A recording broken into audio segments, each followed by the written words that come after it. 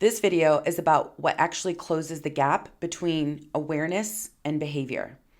Because knowing better is not the same as leading better. You already have insight, you've done the work, and you've built the systems. And yet, under pressure, you still find yourself having the same conversations or cleaning up the same outcomes. So by the end of this video, you'll understand why self-aware leaders still react and exactly where to intervene before reaction turns into decisions that you have to clean up later. So let's get precise. Leadership is not about you. It's about the people you lead in the environment you create for them. Now, self-leadership, which is what we're talking about today, is about you.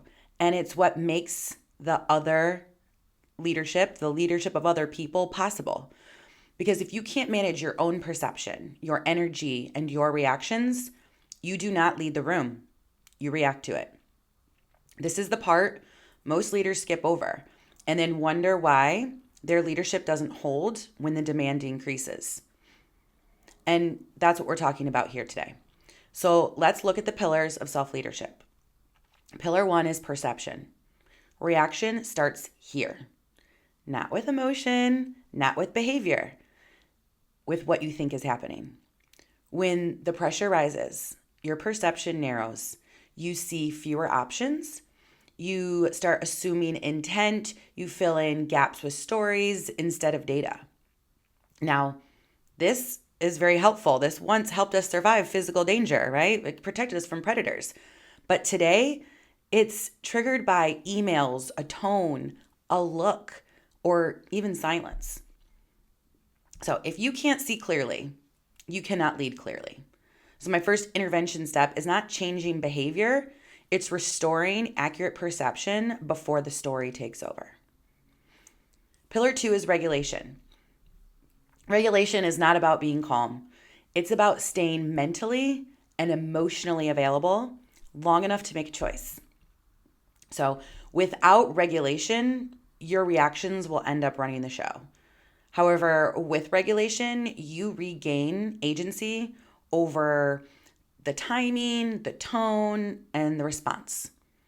And this is the difference between responding fast when the pressure is high and responding well when it really matters. Pillar 3 is ownership. Ownership is where leaders stop outsourcing their reactions. No one made you interrupt. No one made you avoid a conversation, and sure shit, no one made you rush a decision. Ownership is recognizing that how you show up is yours to lead. Your clarity, your expectations, your reactions, your impact. Without ownership, real ownership, insight stays intellectual. With ownership, agency comes back online. All right, the fourth pillar is what I call the discipline of follow-through. This is where trust is built or eroded. Follow-through is behavioral reliability. Doing what you said you would do, making decisions visible, closing loops instead of letting things fade. Leadership isn't taught here, okay? It is modeled. What you tolerate, what you complete, and what you let slide. That becomes the culture.